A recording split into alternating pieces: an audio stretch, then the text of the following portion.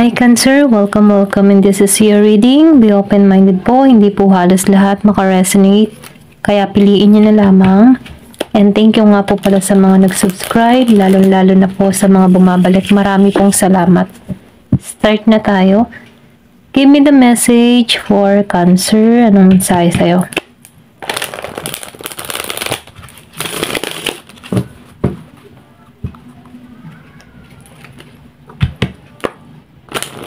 Give me the message for Cancer.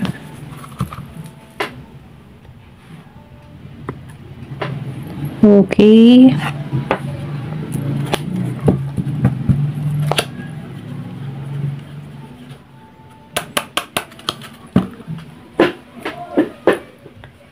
Give me the message for Cancer.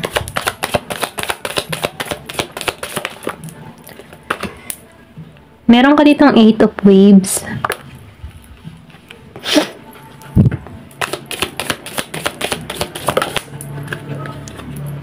Meron ka ditong 3 of Wands.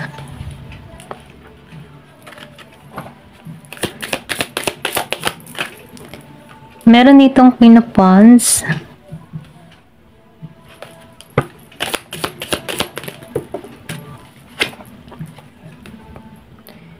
Meron ditong King of Waves.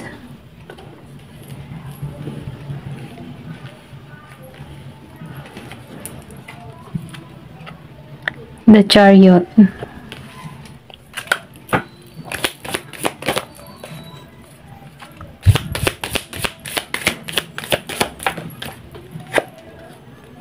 Meron ditong The Sun.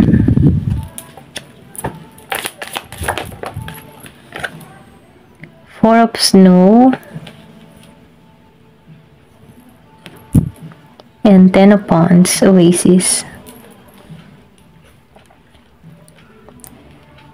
Nakikita ko dito yung pagbabago, okay? Kumbaga, yung iba sa inyo dito, nagiging positibo yung mindset. Nakikita ko dito yung lakas ng loob mo na nalampasan mo, nalampasan mo yung mga pagsubok dito sa King of Waves.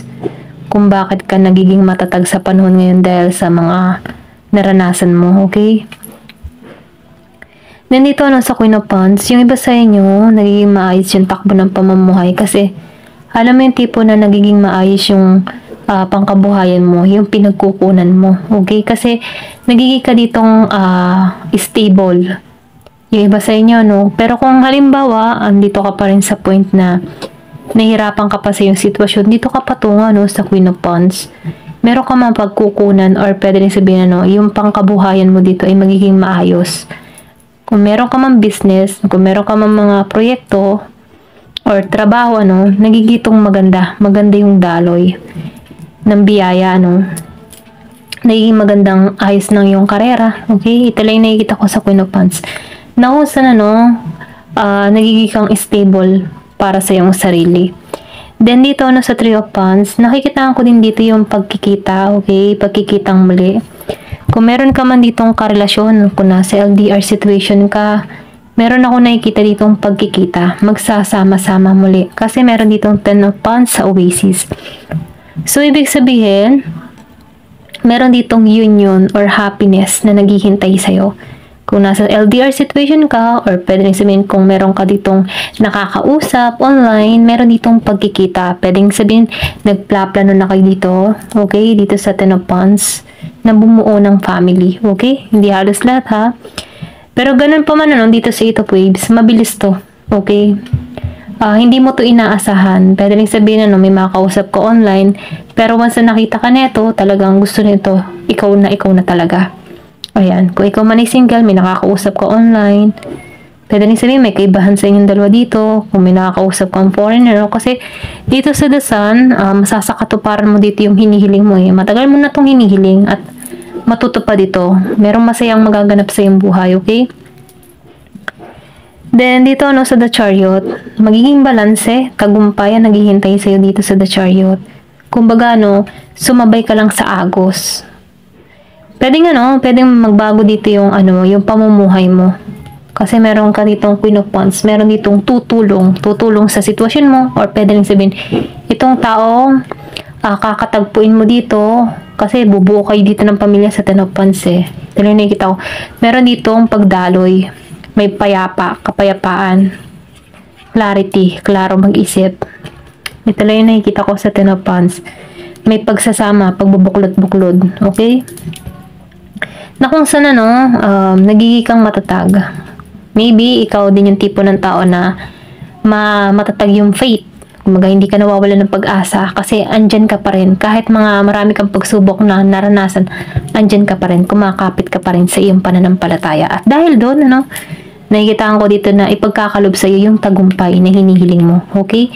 Meron ditong kagalakan, meron kang selebrasyon, or magiging kang masaya dito. Okay, ito lang yung nakikita ko. Kasi, meron ditong new beginning na parating sa'yo. Or sabihin natin na may transformation na naghihintay sa'yo. Na kung saan kailangan mo lang ditong sumabay sa agos. Then, nakikita ko dito yung mabilis na pagbabago or magaganap sa buhay mo. Na kung saan stable ka para rito. Kumbaga dito sa King of Waves, nabayaran mo na lahat ng mga pagkakautang mo. Kung meron ka mga pagkakautang nakitaan ko dito na nalampasan mo to. Okay? Na kung saan dito sa King of Waves, nagiging kang matatag para rito. Ayan. Tingnan natin kung ano pa yung mensahe parating sa'yo. Give me the message.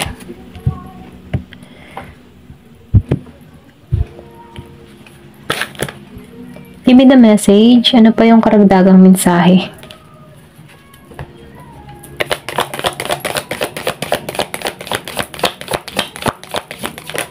Yan. Meron ka dito wind chimes. So, nakikitaan ko dito yung kapayapaan and harmony para sa yung sarili, okay? Then, older man. Maybe yung iba sa inyo nakadiling sa maedad na lalaki, okay? Pwede nyo sabihin stable na tong tao nito. Meron ditong age gap sa inyong dalawa. Ito lang yung nakikita ko.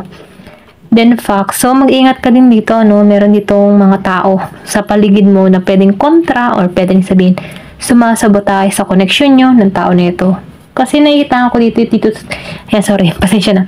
Nakikita ko dito, dito sa tao na to. Stable na to eh.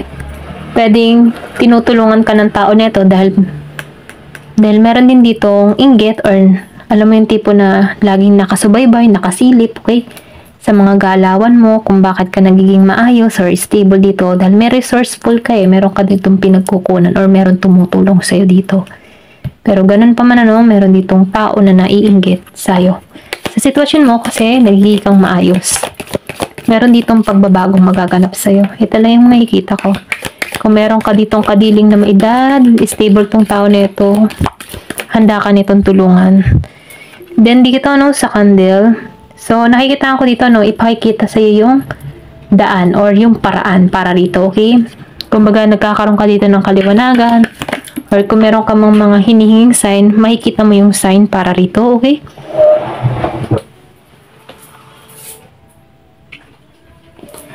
Meron ditong star.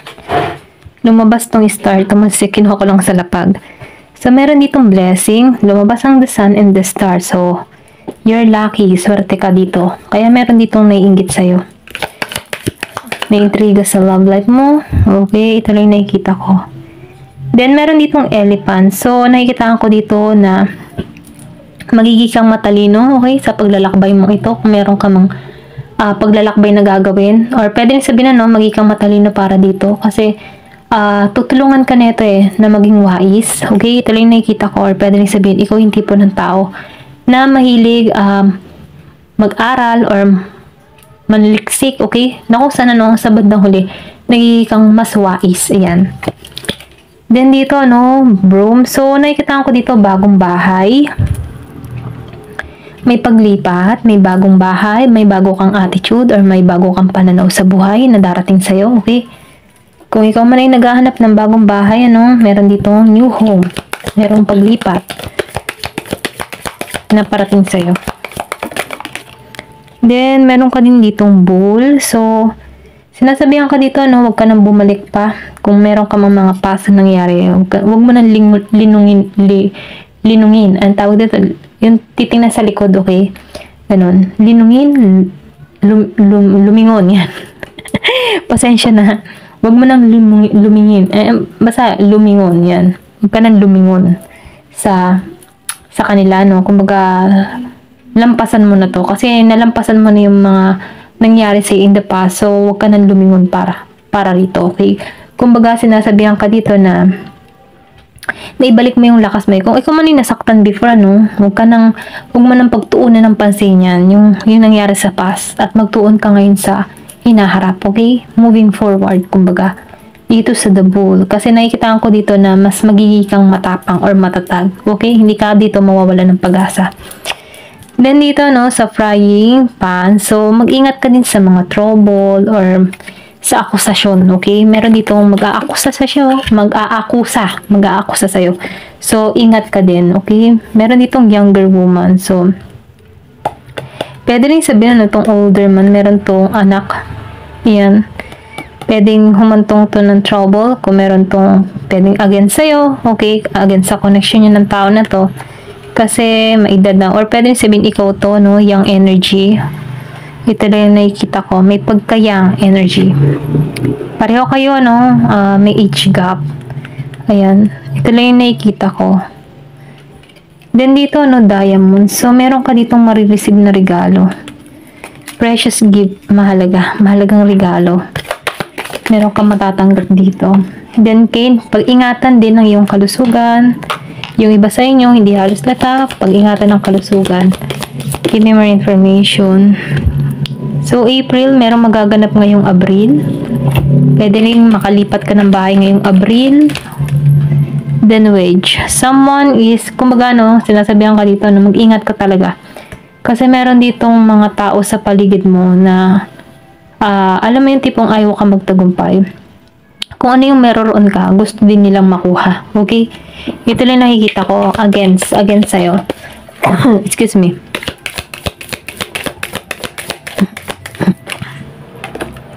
Meron ka ditong heart. So, meron ditong love and deep connection na parating sa'yo. Okay? Pwede nang sabihin dito, no, sa older or kung ikaw man ang may edad dito, meron ditong younger na parating sa'yo. Kumbaga, itong tao na ito, no, merong love and deep affection. Maalaga siya, maaruga siya sa'yo. Okay? Ito lang nakikita ko. Meron kang hiling na matutupad at meron ding regalo kang marireceive dito. Ayan, pag-ingatan ng kalusugan at mag-ingat din dito sa taong nakamasid sa'yo. Okay? Then, meron ditong harmony and balance na parating sa'yo. Ayan, hanggang dito na lamang po. Thank you for watching and love and peace.